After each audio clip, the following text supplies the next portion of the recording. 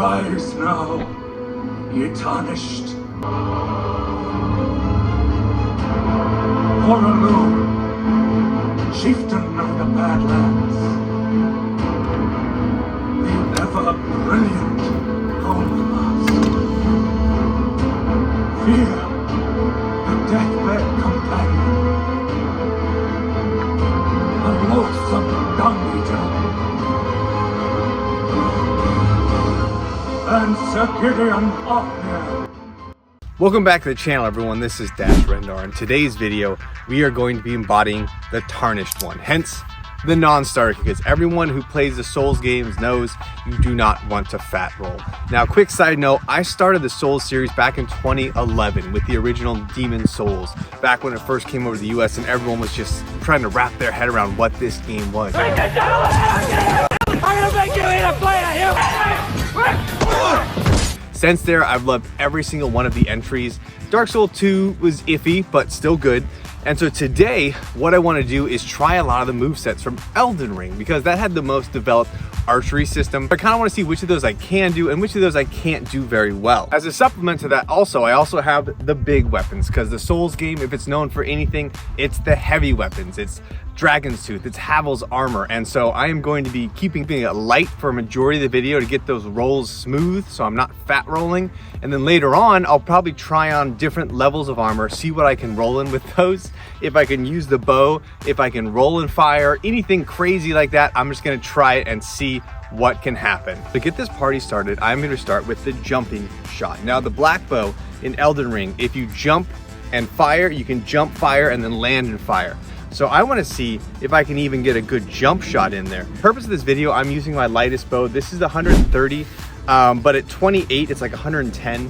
So it's not overly heavy for me, and it's probably not going to be full draws realistically, because I'm going to be doing crazy stuff. So it won't be that full weight, but it's definitely still going to be a bow and a weight of consequence. So jumping shot, here we go.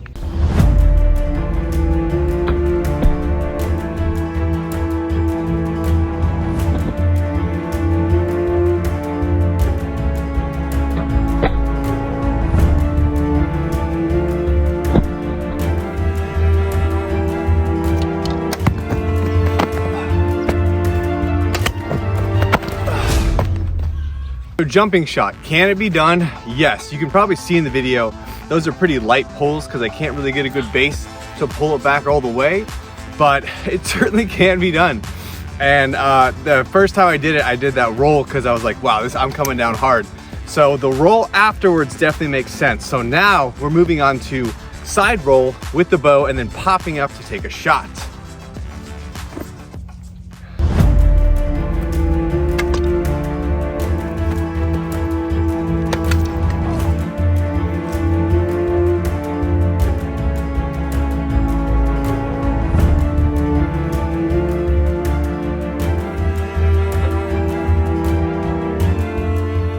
All right, so I'm not gonna lie, that side roll was a lot harder than I anticipated. But if you want those sweet iframes, you gotta get good. You gotta get that roly-poly, as Viva La Dirt says. So the next thing I wanna try to do, and I don't even know how I'm gonna try and comprehend this, is the forward roll shot. This is just a big bow and a long arrow, so to get it tucked under, I don't know how it's gonna work, but we will find out together.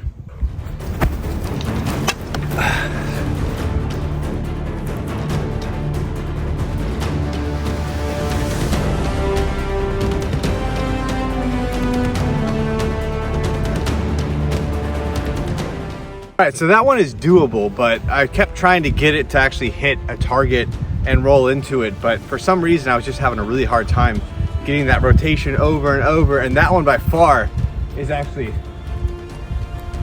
tearing up my back quite a bit. So the forward roll is real hard. I don't even think I'm gonna try the backwards roll, but we're gonna move on. What I'm gonna do is the power shot. In those games, you have the quick shot, and then you have the full power shot where they pull it back in a hyper dramatic fashion. So I'm gonna try that technique that they use and see if I can get a shot and if it's gonna be a power shot.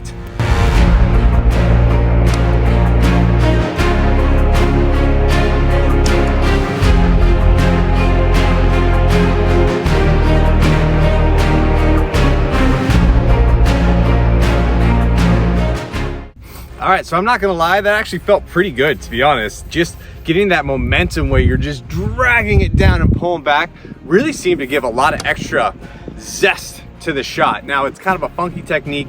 It's just exaggerated Japanese type draw where they come up from the top and then down, but it's fun. It's fun. It's like you're throwing everything into it and just ripping it back. One gets a thumbs up for me. The power shot feels powerful. So next up on the Souls agenda, we have the big-handed, one-handed power moves. So I'm gonna see just with the heavier sword like this and then onto the mace, just doing that moveset with one hand and trying to get that momentum and see how that works if your stats are a little low.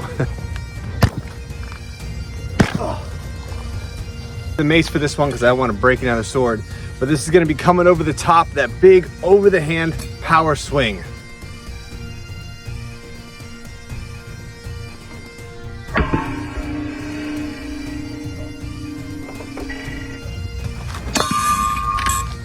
Another thing you can certainly do in the Souls games is you can dual wield great weapons. So I'm gonna see if I can get a combo off with these things in my hand. Ugh.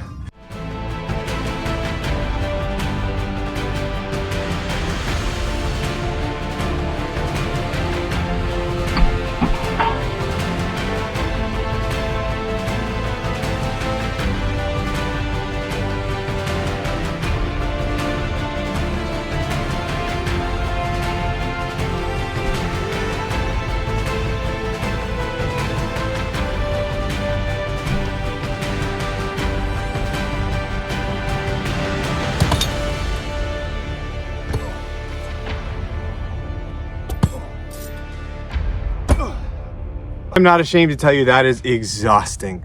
Completely impractical in any sense of the word. I see no way you get double damage because it'd be so slow. I mean, let's get that strength stat up to like 99 in the real world.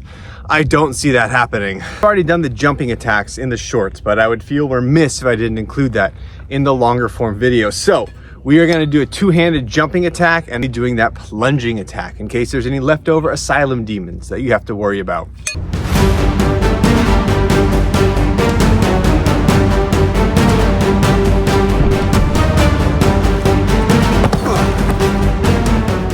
One is by far the most fun to do. You got to get the spacing right. It took me a couple of practice jumps to kind of figure out exactly where I needed to land in order to make that hit, and that kind of, I think, adds to it being a difficult thing to try and do in practice, because the spacing's really got to be right for you to come down at the right moment, because if you're a little too close, you can't really choke up that much in the air. It has to be just perfect for the length of your weapon that you're coming down with. So would definitely do some massive damage though if you had something heavy on the head like this. And again, it's the most fun someone can have. All right, Foul Tarnished, we are not finished yet. I have my sacrificial lamb here, Boromir. I have a much sharper sword, and we are gonna do a legit asylum demon plunging attack.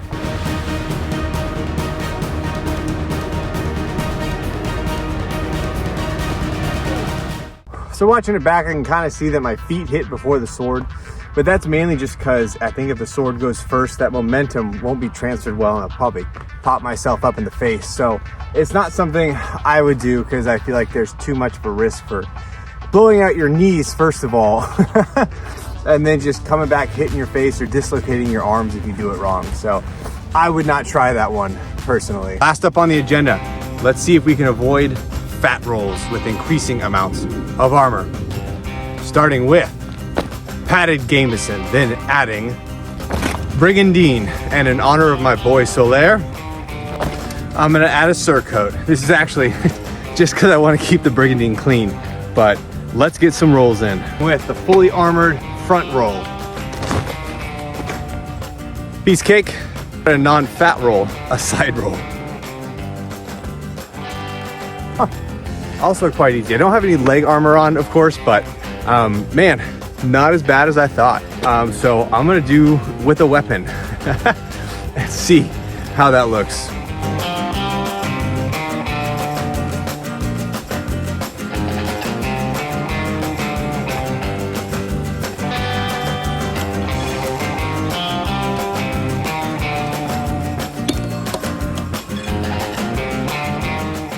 Well, I know I say it on just about every single video now, but that was the most fun thing I've done so far.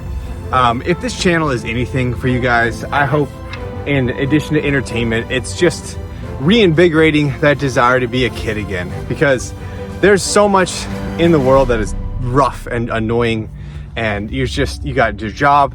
It's crazy, right? There's no stopping. But if you take a moment every now and then just to play in the yard or find a place to play, it invigorates you. So if you guys liked it, I appreciate you all for just hanging out and making this a fun experience for everyone involved. And I look forward to doing more goofy stuff. I'm trying to get more historical stuff going in the near future, but this is just a lot of fun. And it's just kind of like combining the passion of gaming, archery, history, and everything, and just mixing it with a little bit of goofiness. So as always, if you guys enjoyed it, comment, like, subscribe, and hopefully we can keep the momentum and fun moving. If not, I'll still keep doing it because I'm having a great time.